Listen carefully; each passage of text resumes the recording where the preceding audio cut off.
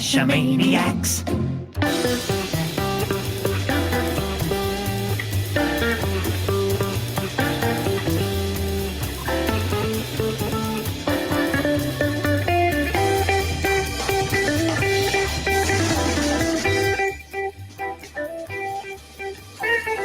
Geo Gearheads. Welcome to Geo Gearheads. If you're new, you get an extra welcome. If you're old, you get just a single welcome. But it's new year, new welcome to you. Hey, I'm Chris of the Northwest, along with our host, Daryl W4. Daryl, how are you doing this week? I'm not doing too badly. Did you get New Year's cashing in? I did. I got goodbye 2019 and hello 2020. You know, Daryl, I'm almost embarrassed to say there weren't any events within a 20-mile radius of my house. And I thought, I don't want to drive that far for an event. So I went out and found 2 caches. Wow. I know. We did have events. I took off from work for a long lunch and got my farewell 2019 at a flash mob. Mm-hmm. Then are those still allowed? Well, they are, but they're not really the same. They're, half an hour flash mobs. Kind of silly. But we all froze because it was like 50 degrees the day before and it was sub-freezing the event. So we were just all standing around freezing. Christmas Day, somewhere around that week, you were in the 70s, right? No, we didn't hit the 70s, but we got almost to the 60s. Yeah. Okay. So but it was unseasonably warm, and if it weren't so muddy, it probably would have been better caching weather for Christmas Day. Well, someone else who made it out for some caching is GSM times 2. I haven't seen him all year. But First time this year. Amazing. He definitely beat both of us. So, Scott, what did you do for your New Year's Day? About 7 of the last 10 years, I've put together a little group, and we do 101 on 101, which is get 101 geocaches on January 1st. And on Highway 101. You should do one on 101 on 101. Actually, the first year we did do that but now that area is cashed out, so we have to go out to the 134 to get there. The 101 stretches more than just that area. It does. It goes north and south. It does. But, we do have our limits. You won't go 20 miles. I won't go 150 miles. So, yeah, wow. Meanwhile, we have RG in the chat that said that he went to 3 events in 16 hours. Awesome. Ooh. Now, did you sleep during that 16 hours, or did you just hit 3 events during that 16-hour period? We'll have to find out. We will. Oh, but we have Limax who says that Piffle Bear found her 101st on 101. Oh, that's awesome. Her 101. Congratulations. So nice. Absolutely. Yeah, congratulations. I went out and got those 2 caches. New Year's Eve was quite wet and rainy, and New Year's Day started off that way as well. And I'm like, oh boy. In fact, it got, it rained harder, and I'm like, well, I'm going to have to go out and get one. But yeah, so my son, we had a, when the store doesn't have things in stock and they give you a piece of paper, it's called rain check. Thank you. Rain check. Yep. It was raining, so we checked on it, and they had it in. So he's like, we'll go get these shoes. Okay, let's go get the shoes. And I've got to get a geocache. So. Oh, meanwhile, Caching Dead New York says that he hosted 2 events in 4 hours apart for the 2 souvenirs. Oh, nice.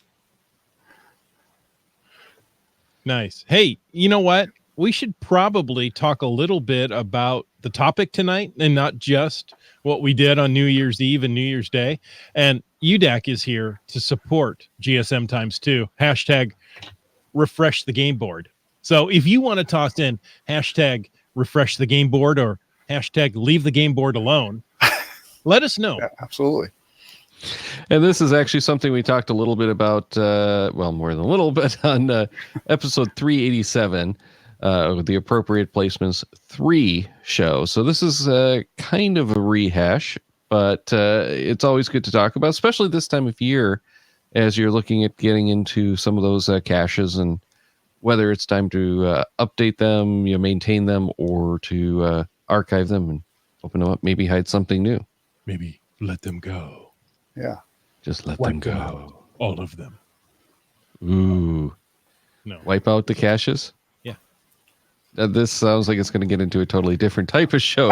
But just sometimes, too, why don't you give us a little bit of history about why this is such a near and dear topic to you?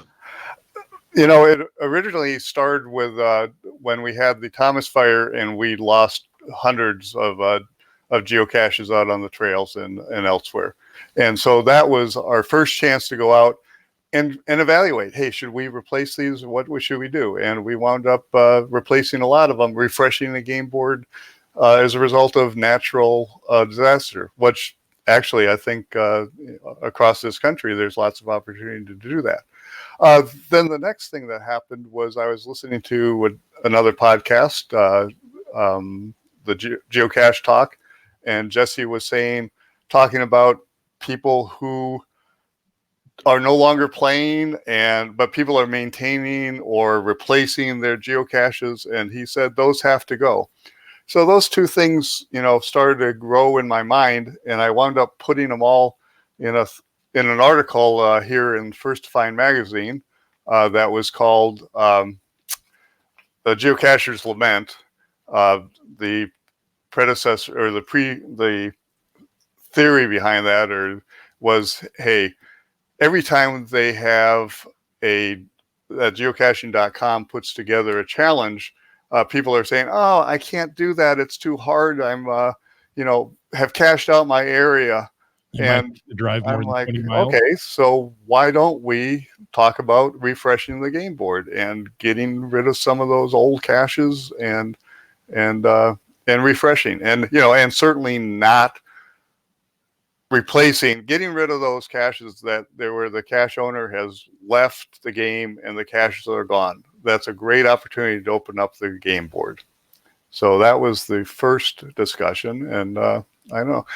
And then, I'm thinking, oh, this is a great idea. So I went out and started posting around on Facebook, and found out there's a lot of people who disagree with refreshing the game board. They think that it's important to have those histories and those old caches, and I agree. I'm not Wait a minute. suggesting. It's not You suggesting can't we take get both rid of sides. Mingo or the 4 caches that have been that survived in August 2000.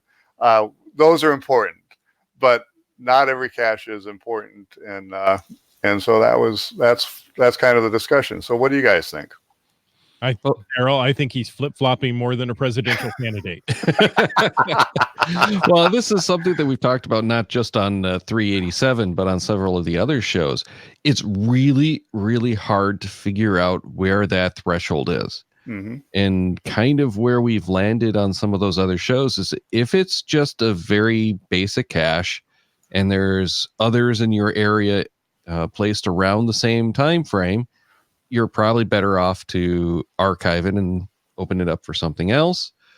But if it is one of those more unusual dates, then you really almost have the responsibility that you have to keep that going. So it's tough. Or if it's an unusual hide that you don't see very often. Certainly. I kind of look at finds and favorites, right? If it's got a lot of favorite points and it's being found on a regular basis, then it's probably worth keeping. If it's one that hasn't been found on a regular basis, maybe it's time to turn it over. Well, and that's where you really run into the question, because if it is one of those older finds, it's probably not going to be found as often. Mm-hmm.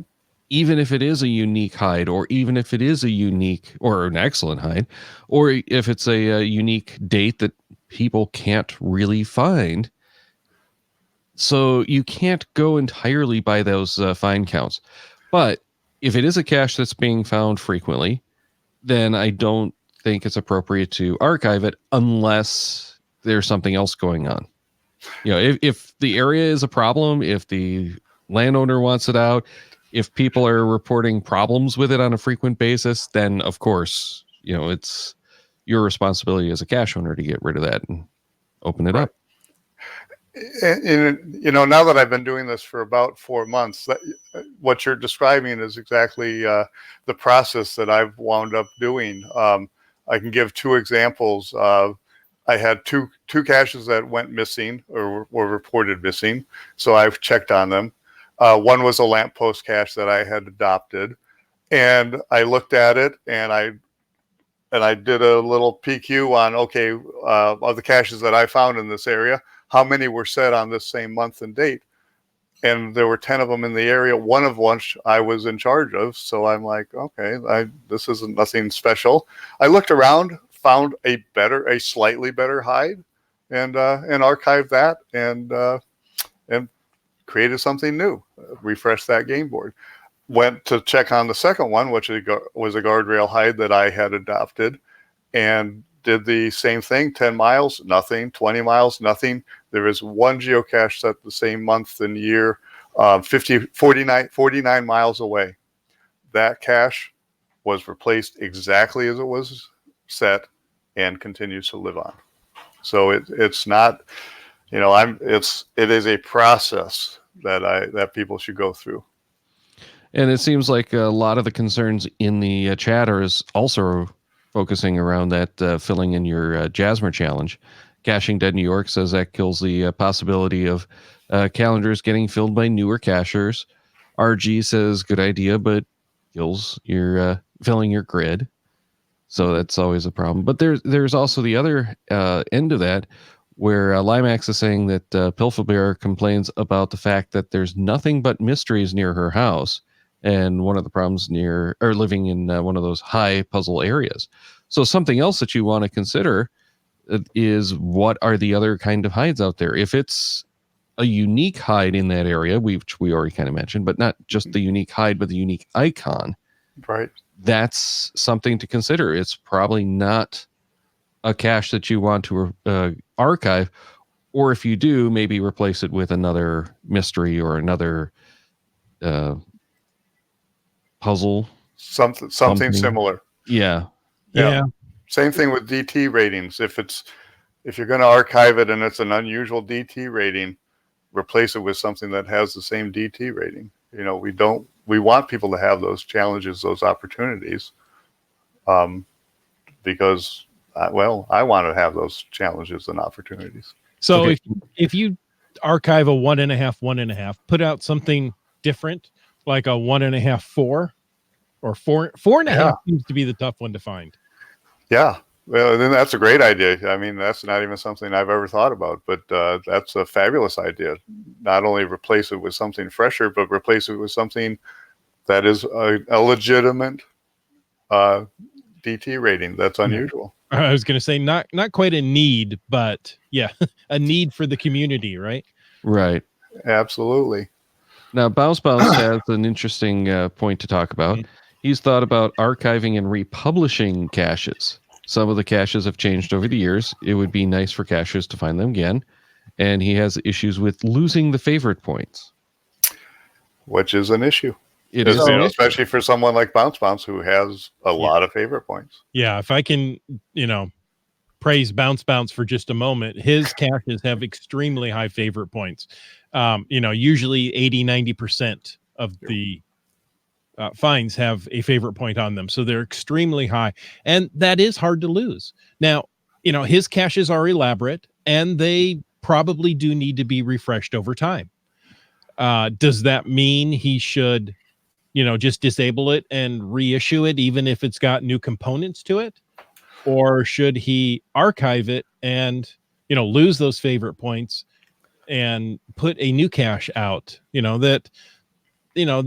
that does refresh the game board and allow cachers to go out and find something new in the area where maybe they've already cleared out? And that's an important concept. It is up to the individual to make their own decisions on what they want to do. This is a minor example. I went out, looked for a cache. Excuse me, got to get the dog off my lap. Every show, have to get the dog off my lap. Went and there was one missing. I managed to find it. It was not in where I had hidden it. and I'm like, okay, this is, an 8-year-old cache, and, it has 100 finds, 2 of them in the last year. So it's a candidate to archive. I open it up, and there's the original log with the original first to find. And I'm like, okay, well, you know what? It's going back, and I put it back where it belonged, and it's the same GC number. I kept it alive. Just, it had a personal sentiment to me, and and again, the message is, it's up to the individual to make up their own decision. I'm just advocating, give it some consideration. Well, with Bounce's caches, if he's making a change to the actual cache container, that's really what those caches are about. So it probably does warrant archiving the original and creating a new one. And that's I would ask, not really in the spirit of what the guidelines say, though. And I've heard of people running into problems with the reviewers over that. So they've unarchived caches that were archived because it's too similar to the original. But in Bounce's case, I believe that's true. If that it could be a new cache because his is all about those containers. right? It's all about that field puzzle, and that has changed. But if you have a solve anywhere puzzle and you change the container, well, that's not changing the cache so much. So there you're going to probably run into a problem if you change the container and expect it to be relisted as a new cache. Right. And then for Bounce, I mean, the question for him is, he has a cache that has 250 favorite points, but it's not being hit, well, in his case, it's probably being hit fairly often because people will come from hundreds of miles away to do his caches. But it's not being hit as often as if you put out a new one. So which is better, having 250 favorite points on this cache, or getting an additional, having the chance to have a bunch of new favorites on a new cache? And again, that's I was just going to go there. What's that? I was just going to go there. Look well, at it as an opportunity to get minds. all new favorite points. Yeah. If I can play the other side for just a moment, please do. Let me play defense while you're on offense. So you're at a geocaching event, and we here in the Northwest end up talking about Bounce's hides because they're so fabulous, and they go, "Oh man, this was a great one. Oh, never mind, that was archived. You'll never go get that one. Sorry, right? You'll have to go find another one that's probably just as good." Yep. But it takes away that history, that that camaraderie you can get between geocachers. Oh yeah, I found that one. Oh man, that was so good. You need to you need to make sure you go find that. So Bounce has a lot of things to consider before he makes his decision. All right, another comment from David Dawson that some of them like hunting the derelict caches that haven't been found in forever. He doesn't want to see those go just because no one's going after them. And he has a note on GC 26395 that he wants us to take a look at for reference. And Limax is saying that the GBA geocachers of the Bay Area have a game going over the past months that's targeting lonely caches in the Bay Area. And that is a good point because a lot of people do like hunting those. But if it is a popular area, is it worth limiting the number of finds that people can go after just to keep those alive? And again, it might be that it is, but in my area, I've cached it out. I would really like to see some of those simple hides turned over and get some new ones. And I agree with you, a simple hide, but if I just looked at my Project GC stats, and I found out that I'm one cache away from filling my date hidden grid. So I've got to go get one that's 12 miles away. It's within my driving radius, apparently. I didn't know I had a driving radius, but now I do. And I do have a question for both David Dawson and for Limax. Is there a reason that you would want to go after those like lamp skirt hides if they hadn't been found in a year or 2 years. You know, do you? This is going to be kind of probably something we're going to have to bring back on another show. But would you want to go and find those caches, or is it worth occupying that space and blocking it out for everyone else to have those caches available for those long forgotten hides? And if it's an LPC that hasn't been found in a year, that speaks volumes. Yeah. Yeah, and that's kind of where I'm going. Ian says, in terms of refreshing the game board, I really just want to see more done about caches that aren't being maintained and are missing or in junk condition. Absolutely. So, I totally agree. So just to pull an example, we have a somewhat prolific hider in our area that's leaving.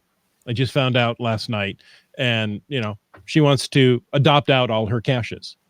So let's just go down the road. I don't think it'll be an issue. Let's go down the road and say, hey, you know what? She leaves the area and not all of her caches were adopted. Should they immediately be archived? One of the things is if they're not adopted, she should take the responsibility to go pick them up and archive them herself. That really is the best solution. I don't disagree. I think that's exactly right. If she's not found anyone to adopt those caches, they should not be left open. Right. You guys are mean. It's her responsibility, and she shouldn't be leaving trash out there. Now she could arrange to have them adopted with the understanding that the person's going to go pick them up and get rid of them or whatever. And I've seen older caches with cachers who are no longer playing. Maybe they haven't moved away. They're just, they're done. Right. But the community is keeping them alive by going and changing logs, doing maintenance as needed. Just because, oh, you know what? I really like this location. I'm going to do this personally, even though I haven't adopted it. Yep. And that's an interesting question. What is that what the community wants? Or would the community prefer to have an active, responsible geocacher in that area, taking care of it? All right, going back to my question, Dave Dawson said, to be honest, most of the really old ones we target are back in the middle of nowhere, frequently with high terrain, and most people won't make the effort to get them. Yeah, right. Probably over 20 miles away. And Limax says that we have a challenge cache that's for finding lonely caches. The only reason I would go back after an LPC like that would be for finding one of those lonely cache challenges or to fill in his grid. Mostly the lonely caches he goes after are in the middle of nowhere or as much as you can get in the Bay Area. And that's kind of what I was going at. If it's a really good location, a really good hike, then yeah, that makes a difference. Okay, so GSM times 2, this isn't going to apply to you because you live in Southern California where you don't get snow and bad weather. Right. But Daryl and I, there could be a cache up, it's quite a hike, and it's a lonely cache because, you can only get to it a couple of months out of the year because of weather, or roads or trails closed. And those are sometimes really fun to have a group go out and say, hey, we're going to go out and find this cache. We're going to spend the day. This is our goal. And, haha, we found it. And it may be another year before somebody comes up and finds it. Yep. And, that again, that's up to the individual to decide what they want to do, or do they want to participate? Having dog wants back up. I have a lot of caches that are out on the trails, and they're way out there. The last time I looked, I have a cache that hasn't been found in 5 years. It hasn't been. There is a cache out there that has not been found for 5 years. So QB, I'll send you the link if you want to go get that one. And as I'm sitting there, well, is it worth having? Is it worth putting out there? If it went missing, would I, go maintain it? or would I just archive it? Would I even bother replacing it? Because, it's been out there. It was out there 10 years and it's been found 5 times. Wow. Is that So worth it? is it just a difficult hike? Is it It's a long hike. It's a long hike. Okay. Yeah. And It's a so it's 12 miles round trip. I think that that goes back to, was that Ian, that said it's just too long and people don't want to do that anymore. Have we created a new generation of less ambitious? I'm That actually gets to a very interesting point. Catchers. I was talking with one of the hiders who had been one of the more prolific, but not giant number hiders out here. And he's pretty much shutting down his hides.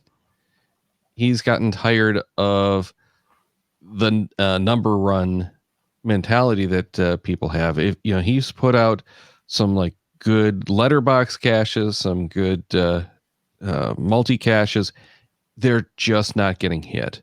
Right. But the traditional right next door is getting a ton of traffic, and he likes to put out both. Mm-hmm. He's done a bunch of geo art. He's done some power trails along bike routes, that kind of stuff.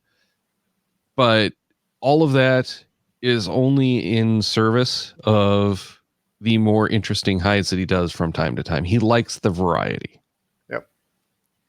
So now that people aren't hitting the ones that he likes to hide and spend his time on, he's getting frustrated and he's just decided he's not going to do it anymore.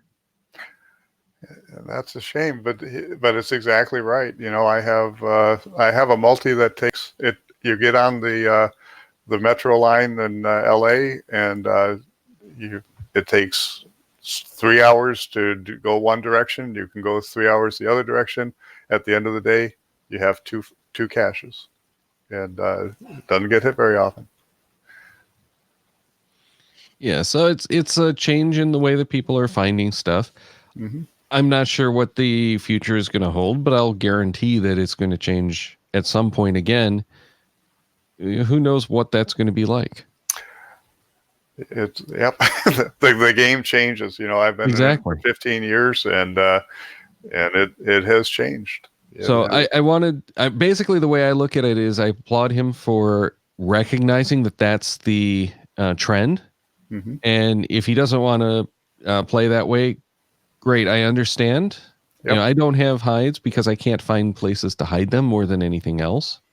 So I can understand the frustration over having the places that you've found that you can't hide them anymore because people aren't going to find them. Yep. So awesome. I appreciate it. Thank you for all of the great hides over the years. And we'll look forward to someone else that's going to place hides in those areas that really wants to take, the time to place good power trail hides. And hopefully we're going to find that. Yep. And that's one of the things that GCHQ is trying to do is encourage better hides. And we all can't be a bounce. And, and part of my refreshing the game board, part of what I'm doing personally is, can I make this hide slightly better? And, I'm not a bounce, but can I in fact make this hide slightly better? And it's going to be new. It's going to be in better shape. When I make that decision to do that. And, again, it's certainly not everyone that goes missing of mine is getting archived and refreshed, but I'm giving consideration to every single one of them. Now, there's an interesting comment on the YouTube chat from Mikombrev. I'm not sure I'm pronouncing that right, but I think a lot of newer cachers don't understand how to work the app to complete mystery and puzzle caches. I don't know that that's what's going on, but that's an interesting thought. Most of the people that are finding caches out here don't use the official app anyway. So I'm not discounting it. I'm just saying it's an interesting thought. Mm-hmm. I don't think that's what's going on out here, though, because most of the finds are from the cachers who have been in a while, they know. I'm going to say this, but I'm sure I'm going to get some kickback. They know better than to use the official app. I really think that the problem is simply people don't want to put the effort into finding those one-off mysteries, those one-off multi-caches. If it's GeoArt, they're going to spend the time to do it. Right. But if it's a one-off puzzle cache, unless it's something really cool and unique, around here at least, they just don't do it. About 3 weeks ago, I wound up setting a Where I Go, one of the few Where I Goes, true Where I Goes that are in Ventura County. And I expected to get a lot of hits on it. So far, the beta testers who were with me when I beta tested it have found it, and 2 other people have found it. The person who I set it for found it, and her son-in-law found it, and nobody else has found it. And that's a little discouraging. It took me a long time to figure out how to make a Where I Go. Set it. It's really a nice Where I Go, and nobody's found it. So QB, get out there. Oh, and also QB, the Deal Trail. They haven't been found since June 2nd, 2012. Go find them. They're lonely, very lonely. 9 years or 8 years lonely. Wow. Yeah. And is that one of those longer hikes? It's a hike that takes a while to get to, and it's not all that long. But it's not a well-traveled trail either, so you're going to get a little scratched up, and you're going to have a few DNFs on that one. So it's long enough to make it unappetizing for most cachers. Yep.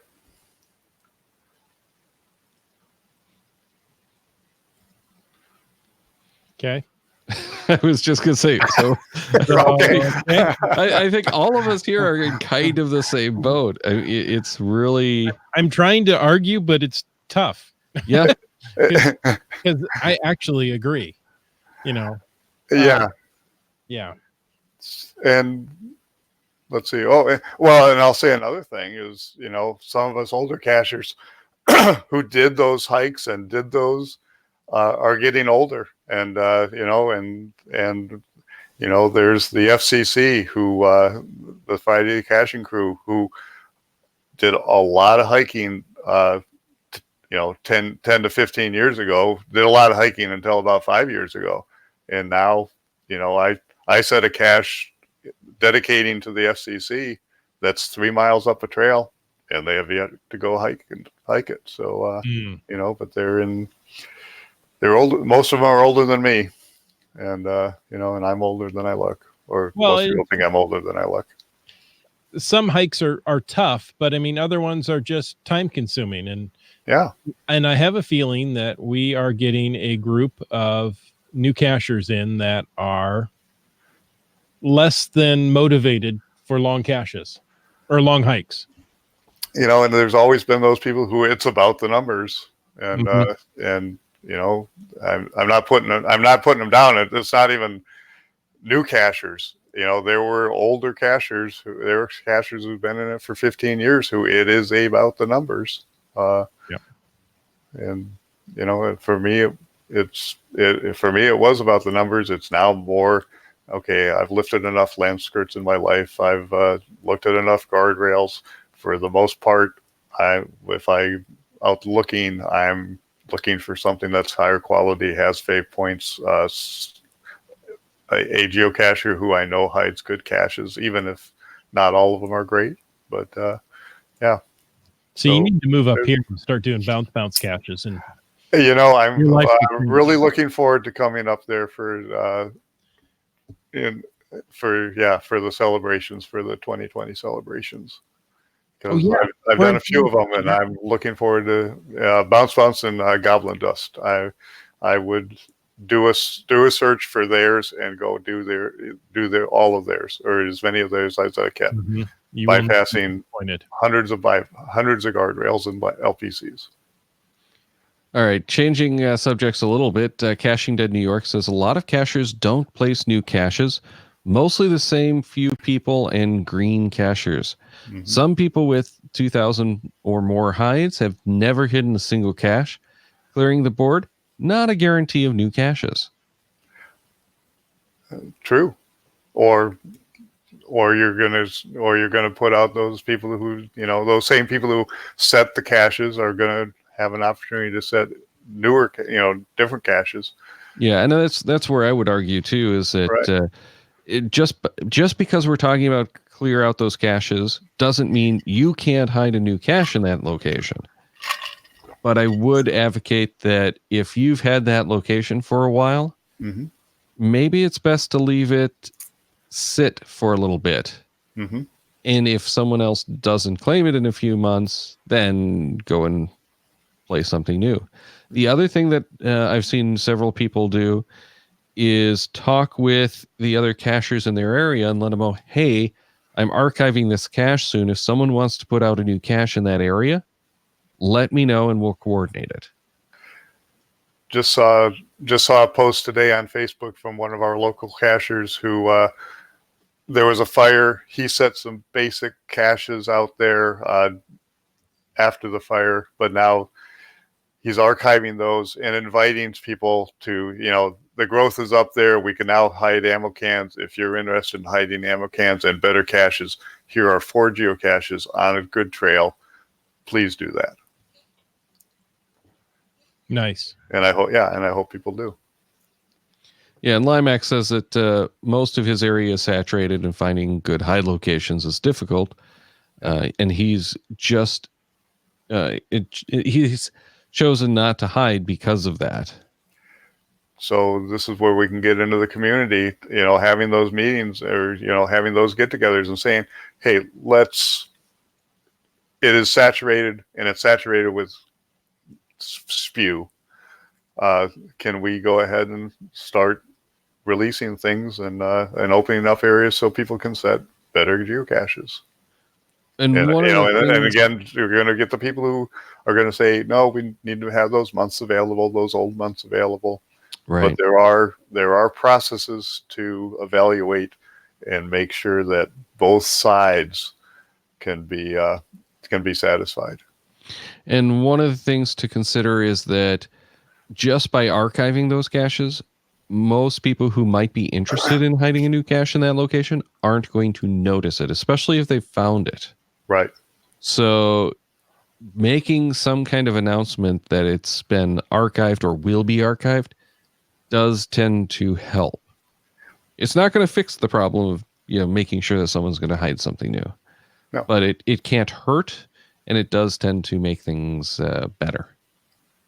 Yes. And if somebody's looking for where to hide it, they'll see that spot available. Or hopefully they'll see that spot. Yeah, I was going to say hopefully, because that's kind of the point. It is. There's a lot of people who can't do, who don't notice that something's gone missing. And for people like Limax and myself, unless we really, really want to hide something and are desperately looking for locations, right, we just assume that everything out here is still saturated. Yep. This is actually a good note too. Annie on Facebook says, I can get notifications for archive caches from geocaching.com. Excellent point, but how many people actually do? That's the problem. And if you are seriously looking for a good hiding location in your area, that's a great way to do it. So the information we had on last week's show about setting up those notifications, you set up the same thing, but for archives. And another thing you can do, or if you're interested in doing, is to put a watch on some of those geocaches that you think might become archived. And then when they do, then you have the notification that they have been archived.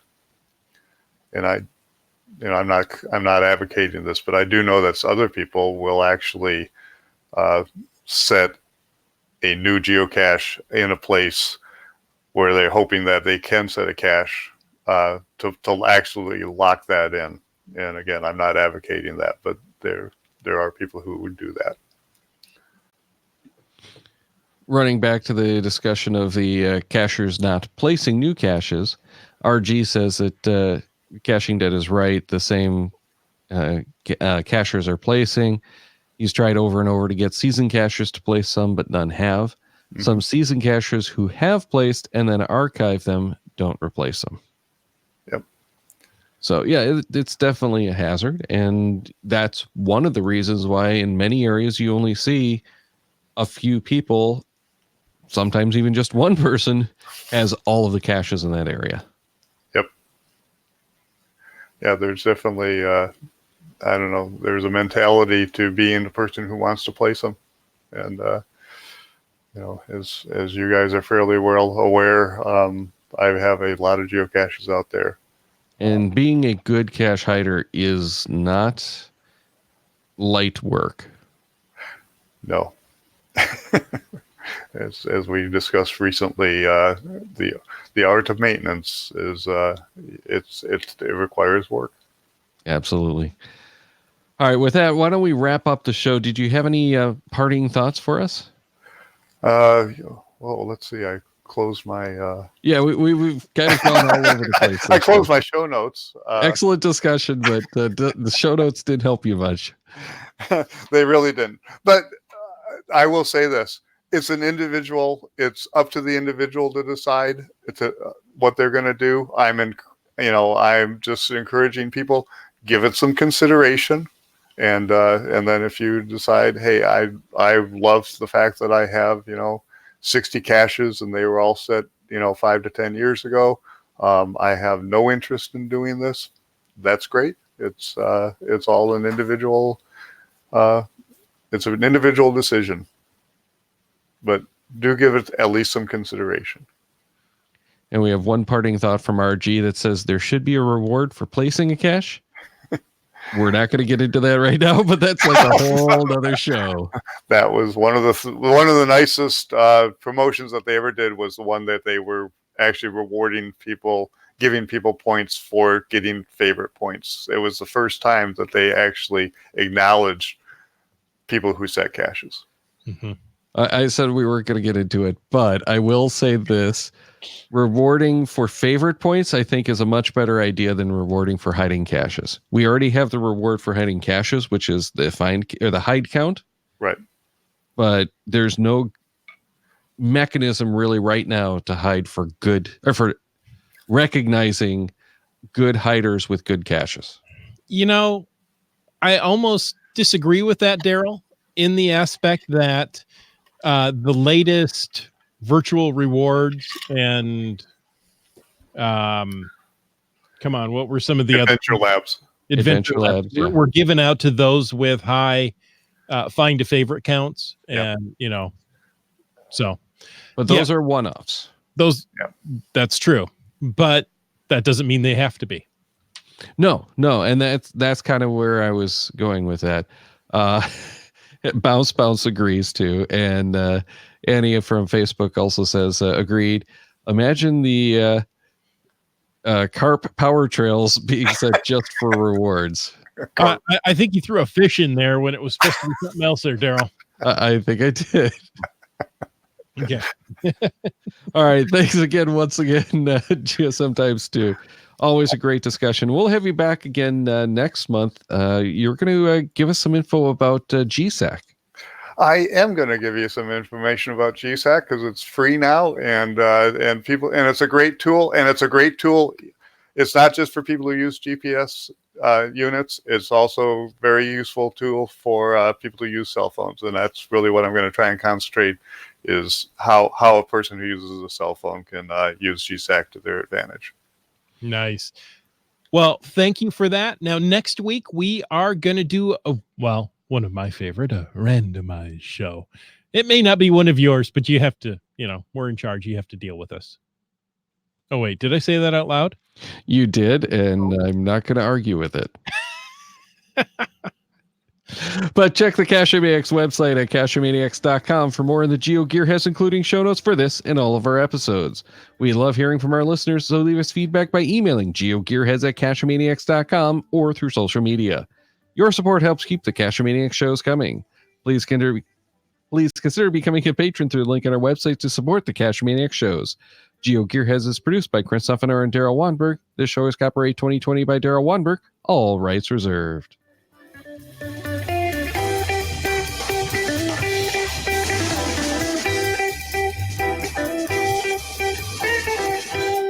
Cash with the Cashomaniacs.